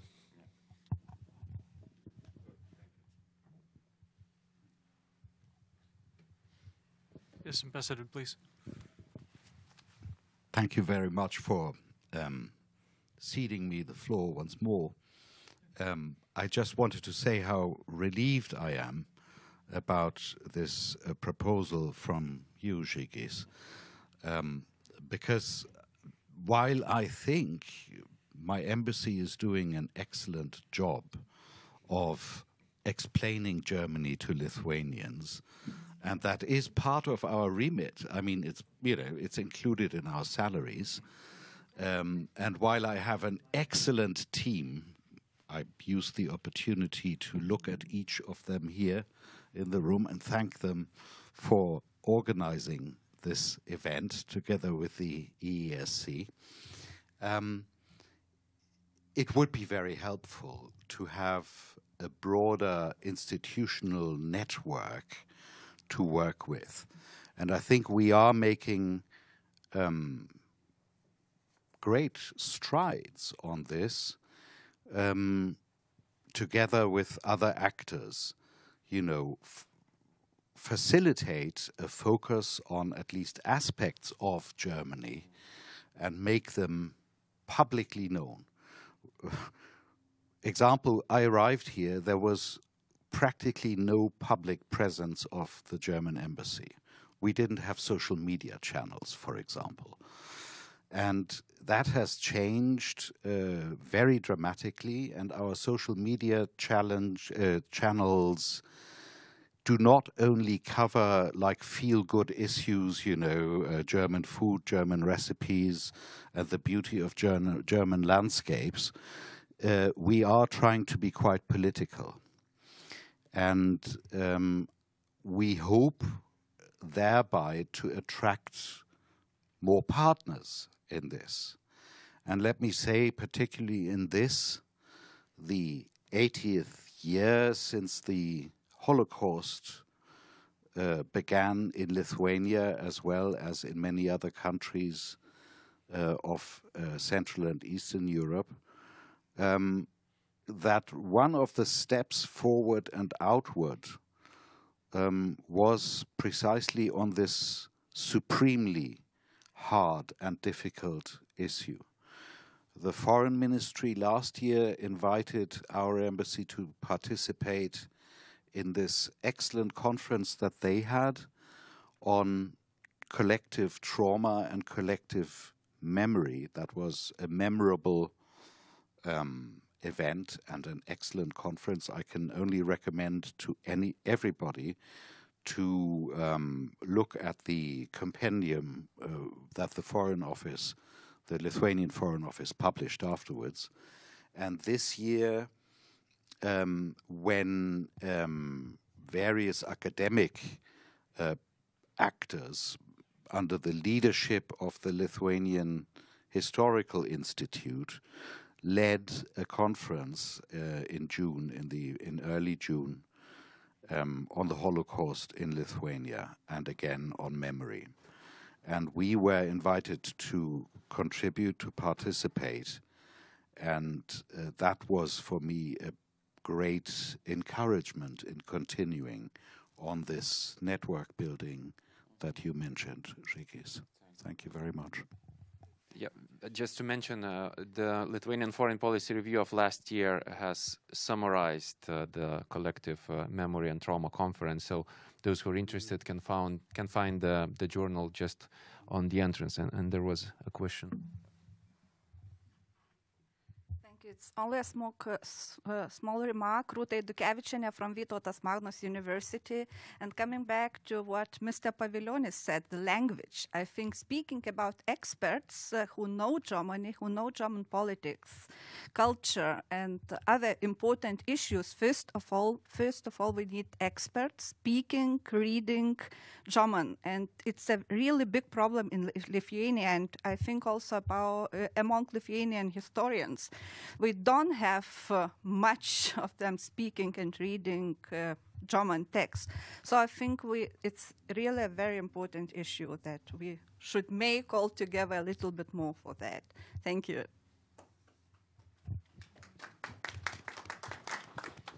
We have some time for a few more remarks or questions. Is there any? Yes. Justinas. His Excellency Ambassador already touched upon that topic about the common trauma and common memory of Europe. And in the last 100 years, I think in Europe we had a lot of things like that. World War II, Cold War, the collapse of Berlin Wall, collapse of Iron Curtain, collapse of Soviet Union, the great enlargement of the European Union. So how do you think, does this experience and common memories that touch, I think, all of Europe, united us or created some divisions between the countries and nations in Europe? There is such a, how to say, it depends. And it depends on a narrative, on an ability to listen, to understand, to show that we understand each other, that we feel each other, we are on the same level of understanding things, emotional level. It depends on our ability to enter into that dialogue. I already mentioned Professor Klaus Legevi, and according Klaus Legevi, that traumatic experience can unite us, not divide, not to play with us, not to ruin our lives, but it can unite us if we will allow for ourselves to understand some basic rules how to deal with traumatic past. And sometimes historians say that nowadays the concept of memory became even more important than history, because memory, it is probably the most important emotional thing which are always with us. Memory is somewhere hidden in the libraries, in the universities' auditoriums, but memory speaks with us every day. We have time for one more remark or question.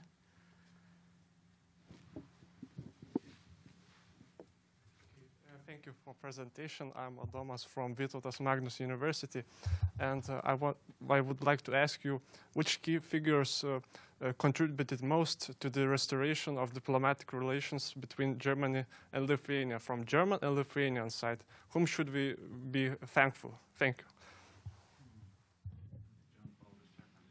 Maybe Žygimantas Pavilionis could add something. Of course, Helmut Kohl, of course,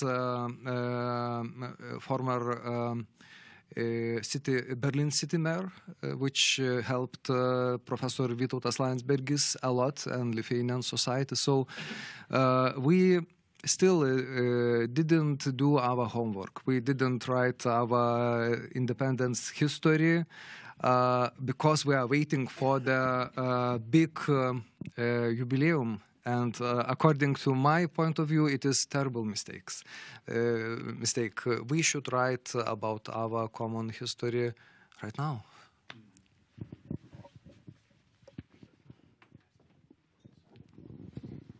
I'm very sorry to again take the floor, but I feel compelled to do so now that the issue of German language and its role in facilitating mutual understanding has been brought up in very concrete terms.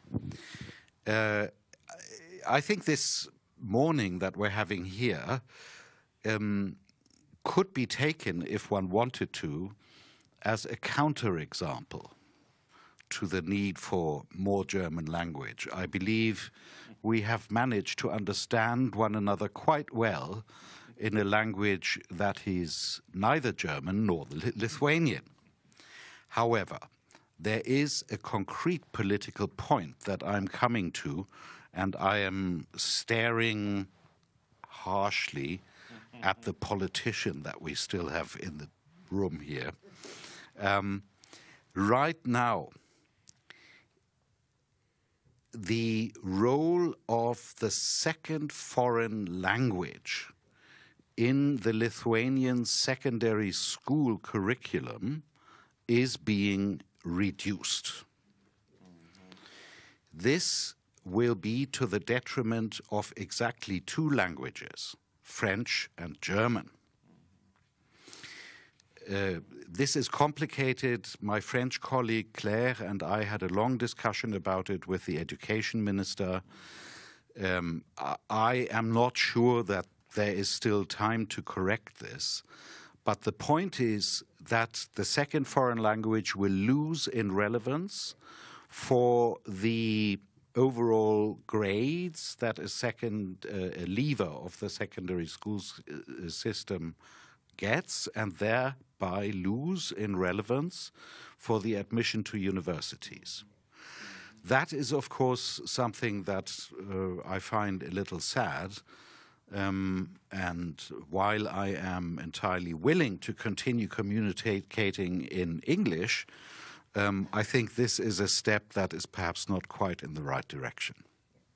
Sorry. Maybe a little too concrete. Thank you very much, Ambassador. Thank you very much, everyone. Our discussion is already near the end, and to conclude our conference, I would like to once again ask His Excellency Ambassador Matthias Sonn to take a stand.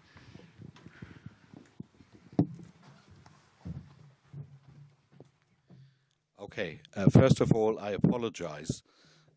It was really not planned this way. And I would like to thank everybody who contributed to this debate without being the German ambassador. Concluding remarks. We know we can depend on one another. We know we have built on a very solid common experience in 1989 and since 1989. We have a very compatible political psychology, Lithuania and Germany. Both, I think, countries that are not overly keen on debates for the debate's sake. Both countries that are pragmatic in our basic instincts. We want to know what to do and how to handle stuff. And we accept that sometimes we need to have deep reflection in order to understand what that is. But mostly we are interested in outcomes, not in the debate. And this is the case even if Germany and its politics sometimes appear a little ponderous and process-oriented. The underlying aim is to come to conclusions and results and outcomes. On this basis, we can continue. And on this basis, I'm not sure whose task it is. I think, if I remember correctly, we have a new logo to present. And I believe, whose task is that? Adam, I'm handing it back to you. Yes.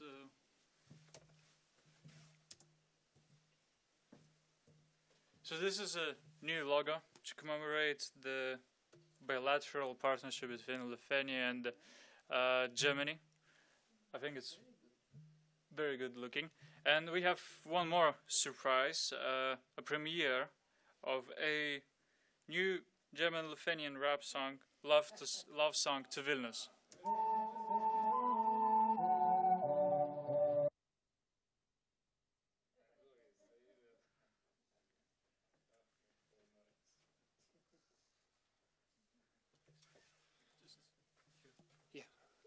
Thank you, because I thought this is unusual. It would make sense to have a few words to introduce this project. The program says Love Song to Vilnius. And the question that comes to mind is, how do you tell someone that you love them, her or him? And the first thing obviously that comes to mind is you can simply go and say it. Although telling someone, saying that you love him is not always the easiest thing to do, even practically. I will tell you about this in a minute. And it can be really hard to even say that you love someone. And deeds need to reflect these words. In life, you need to show that these words have substance. Now, a subcategory of the 30 years of relations between Germany and Lithuania are obviously the relations between Germans and Lithuanians. And I happen myself to live in such a relationship with my wife, who's Lithuanian, not 30 years yet, but at least more than 5.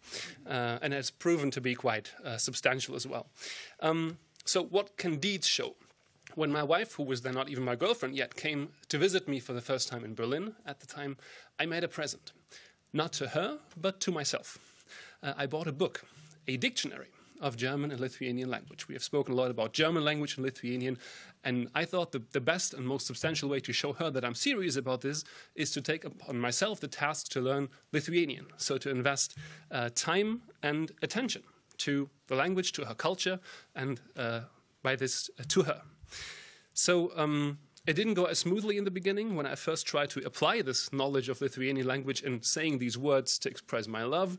I mixed up the present and the past tense in creating a new word which even didn't exist. So what I said would probably in English be something, I used to love you right now. And she looked at me with, well, compassion and sympathy. She got the point at some point. It's getting a bit better now with a few years of experience. Since we live in Vilnius now, I get to practice. A few weeks ago, we were invited to a relative's house, and he threw a conversation about existential philosophy at me in Lithuanian. And after an hour, I thought, well, not so bad. I survived that conversation. So, as I said, we live in Vilnius now, and I've come to love this place. Our daughter was born here. The second child will hopefully be born this year in Vilnius as well. So how to express this love? With words, time, and attention.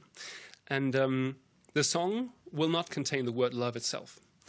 But there's a lot of words in there. And it will be a rap song that you're about to see. And if you look at me, I don't look like a classic old-school hip-hop person. I don't own a skateboard. I don't know how to do graffiti. And cannabis, I associate more with an ingredient for bread than something that you would smoke. But I like rap because it enables you to put a lot of words in context and content into a song. And it's so much that we decided, thanks to the embassy, also to print out the text for you, because I think it will be difficult to follow this on the screen live. So you will have the opportunity to read this later in a wonderful translation in Lithuanian, which even rhymes in Lithuanian. So we got a wonderful translation. So we spent words, time, and attention.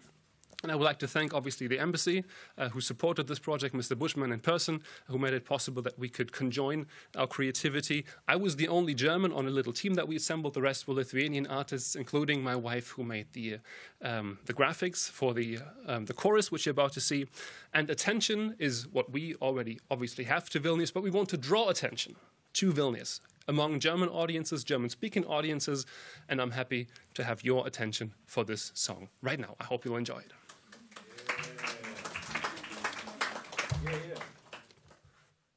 How do I start?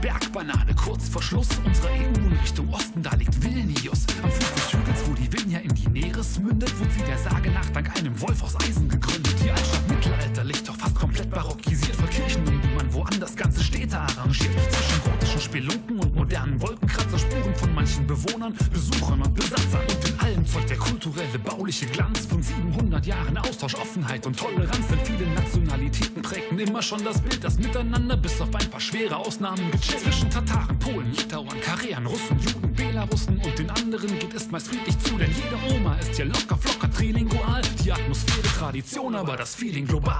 Vilno, Vilna, Vilnius, Betonblock putzt barock. UNESCO, Altstadt, Labyrinth, ein kultureller Wok. Vilnius, Vilne, Vilnia, Europas Mittelpunkt. Amphitheater, Märchenort, in großfürstlichem Prunk.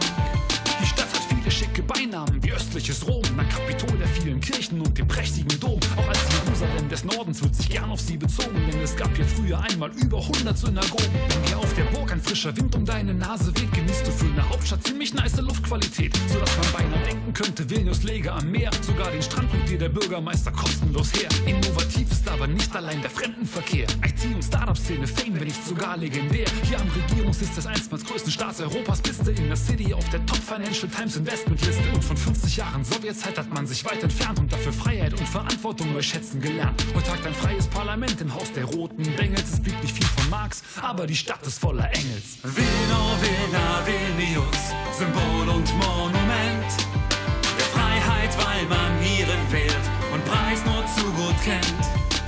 Musik, Poeten, Künstlerstadt, und suchst du nen Beleg? Nimm Opern, Bühnen, Galerie und Literatenweg.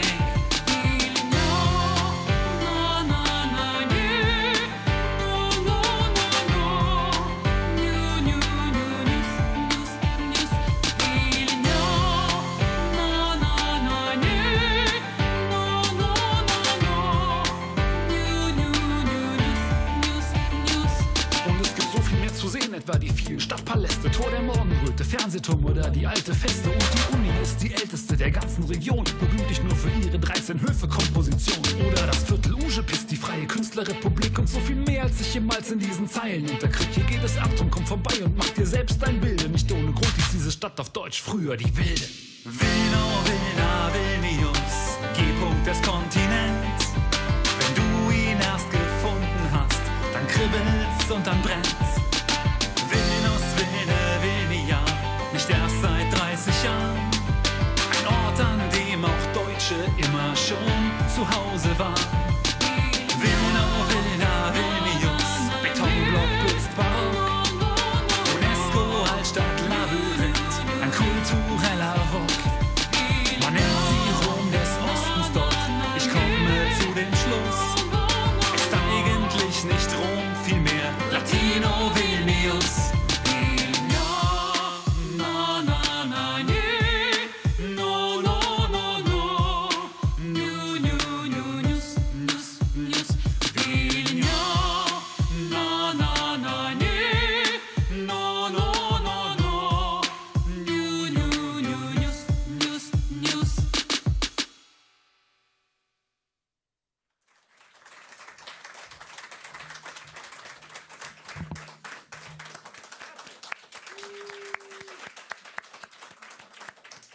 So, ladies and gentlemen, this brings us to the end of our event. On behalf of Eastern Europe Study Center and our colleagues from German Embassy in Vilnius, I would like to thank our very honorable speakers, our dear guests, and everyone that was watching our conference online.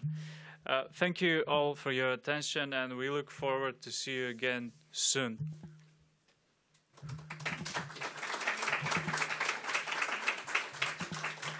And also we invite everyone